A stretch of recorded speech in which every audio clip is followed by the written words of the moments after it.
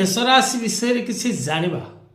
मेषराशि व्यक्ति विशेष माने विशेषकर मध्यम उच्चता विशिष्ट ही थांती। शरीर हृष्टपृष्ट नहेले मध्य सेमाने देखिबा को सुंदर ही थांती एवं केश सेमानक परि रेशम एवं चिक्कण होई थाए। एमाने उच्च अभिलाषी ही थांती। एमाने सदा सर्वदा कार्य करिबा को भल पांती। चलचंचल प्रकृति एमानक निकटरे देखिबा को मिली थाए। एमाने सदा सर्वदा स्वाधीन भाव में रहिबा को पसंद करती। एमाने लीडरशिप बा नेतृत्व नबार अधिकारी ही थांती। एमाने दुस्साहसिक पदक्षेप नियंती। एमाने पथ प्रदर्शक होती। एमाने ज्ञानी होती, गुणी होती एवं निज प्रयास बल रे निज परिश्रम बल रे एमाने ऊपर को उठती।